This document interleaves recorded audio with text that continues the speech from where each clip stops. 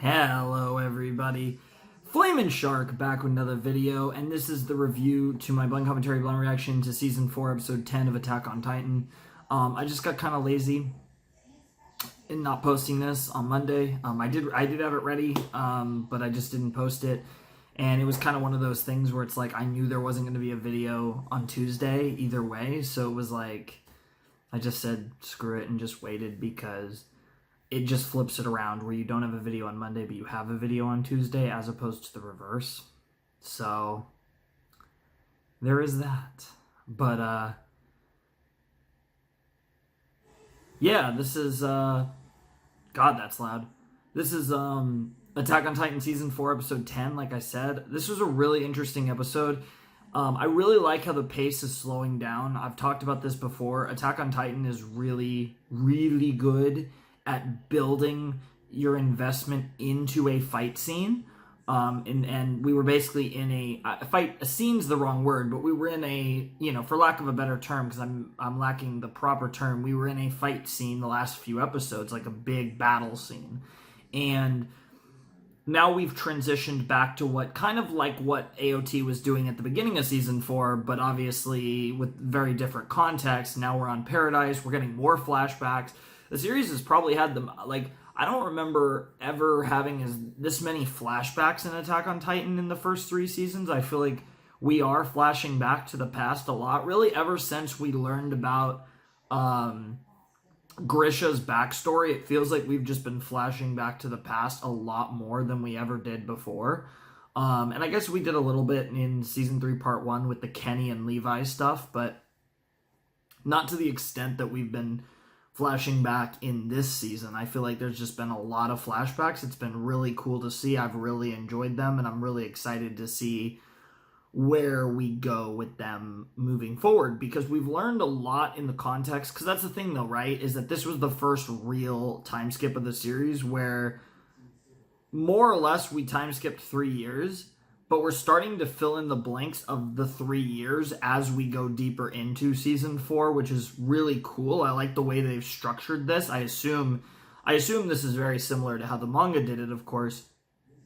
And it's just really cool to see this because it feels like it's a different form of the way that Isayama kind of likes to weave his mysterious tale that is Shingeki no Kyojin, and it's something that I've really appreciated. And in the recent episodes, obviously we were mourning Sasha, but we've, for the most part, kind of advanced past that. Of course, obviously Sasha is going to be on our minds for the rest of the series, but especially at this point, given that it's still so fresh, her passing.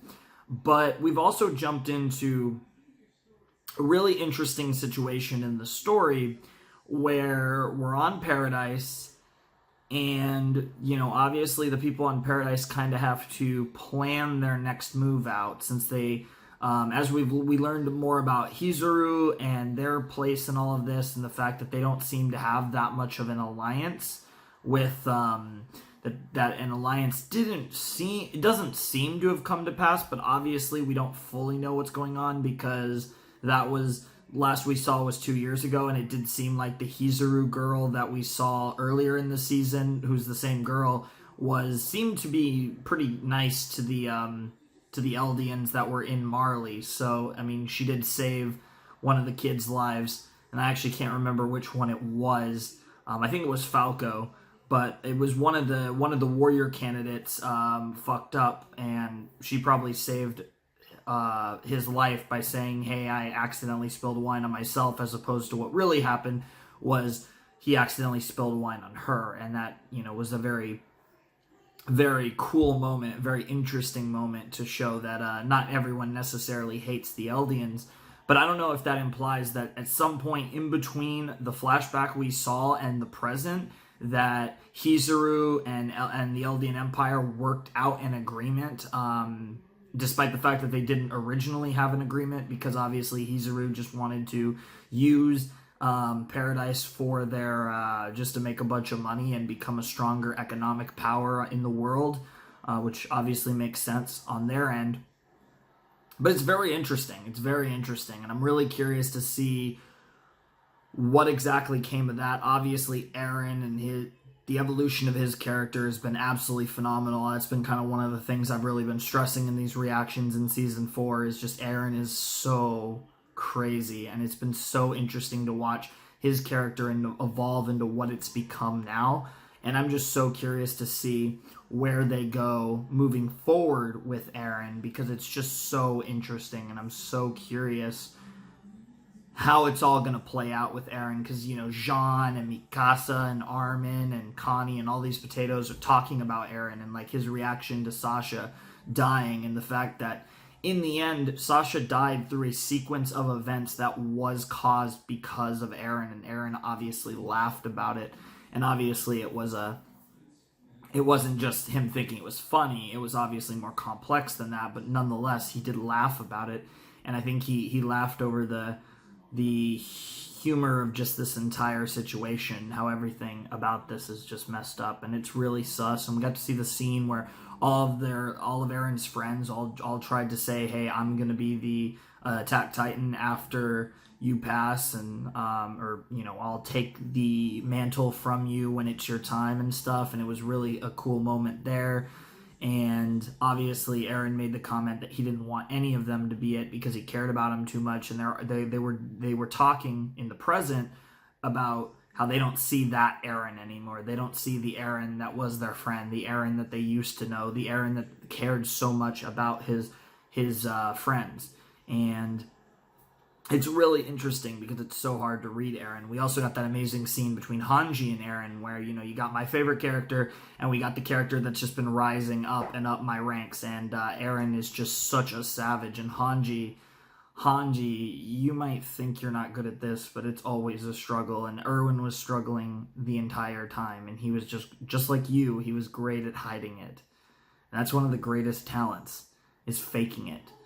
There's a famous phrase, fake it till you make it, and Erwin was really good at that, and so are you, Hanji, so don't worry, you'll be fine, you're going to figure it out, and hopefully you don't die.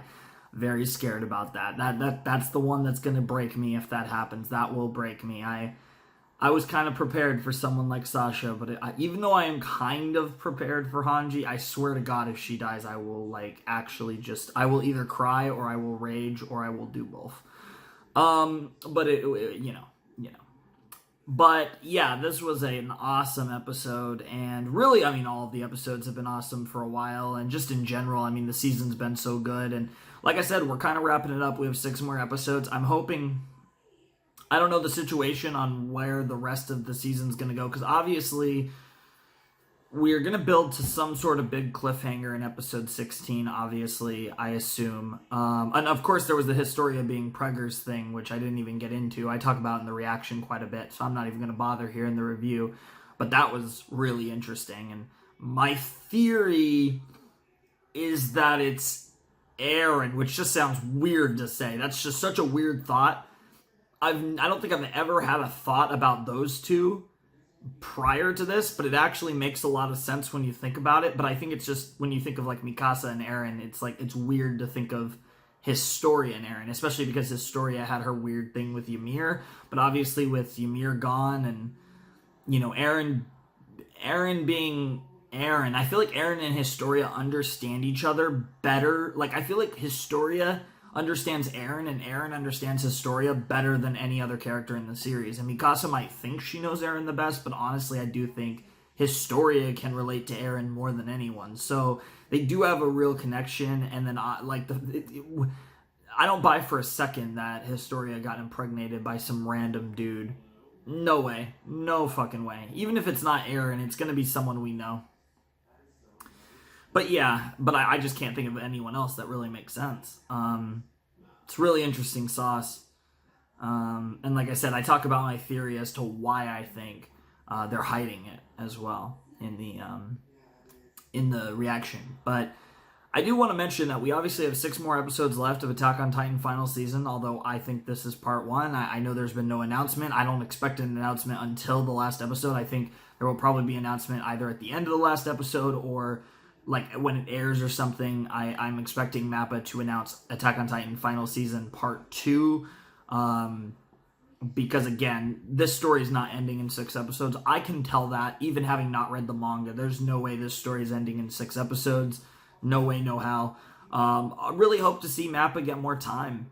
I don't know the situation exactly with what's going on with Attack on Titan, but I really hope they get more time. I think their animation has steadily gotten better.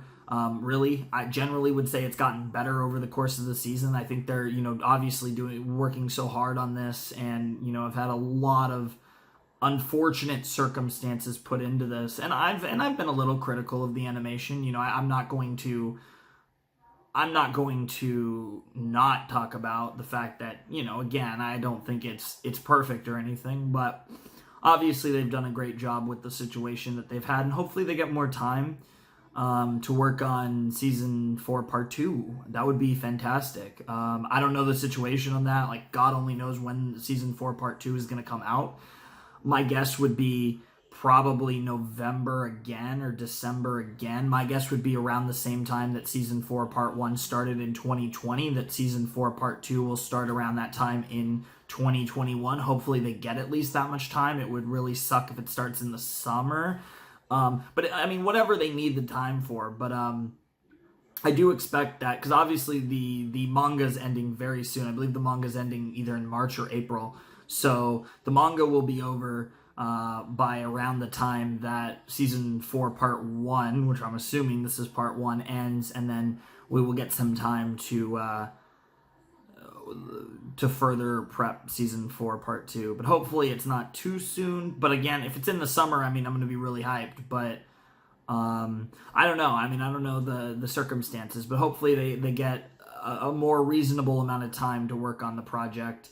And now they're going to be going into season 4 part 2 knowing well in advance, more so, that they're actually working on it, whereas they didn't really, from my understanding, like, it got kind of sprung on them a bit, the fact that they were doing Attack on Titan at all originally, so that's pretty sus. But anyways, I'm really looking forward to it.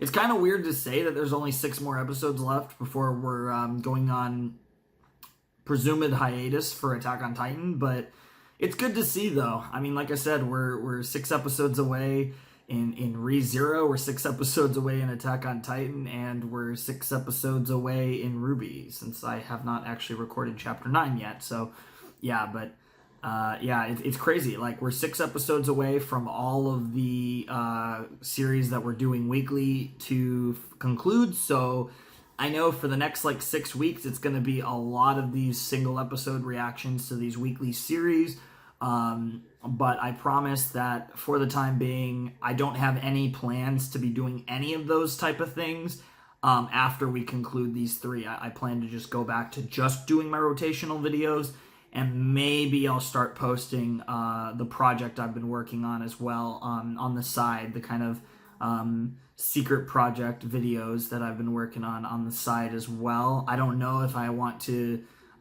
start releasing them that soon, but it's certainly, maybe. We'll see. We'll see. It depends on probably how much of that I get done. But we'll see what happens. But yeah, I mean, so for the next 6 weeks, like I said, you're going to get these ReZero, Attack on Titan, and Ruby videos Saturday, Sunday, and Monday, except not Monday this week, But I'm definitely hoping that you guys enjoy the reactions, because like I said, the rotation will be a bit slower for a while, but I'm going to try and get through as much as I can, and hopefully we'll make some progress. But yeah, we're next video should be season 2, I believe episodes 14 to 16 of Ask Class, or did I already do that? No, I believe it is 14 to 16, yeah, because where we left off was definitely the middle of the season, unless I'm going crazy. I know where we left off, I just don't actually remember what the numbers were, but I'll obviously check in a few, because I'm actually going to be recording that very soon. Once I take a shower, I will record my Ask Class that you guys will see tomorrow. Hopefully. Anyways, Flamin' Sharks signing out. Links are down below in the description to the reaction, of course. Also, my Discord and Patreon are down there in the description as well. Polls going on. Series poll for Teen Titans replacement eventually. Probably did that a month early. Probably should have done that poll in March. But, oh well, it's going on right now. And then also the movie poll for March is going on right now. And then, of course, like I said, the Discord if you want to talk to me or chill or whatever. Anyways, Flamin' Shark signing out. Hope you guys have a wonderful, fantastical day, and I will see you next time with another video. Thanks for watching. Peace.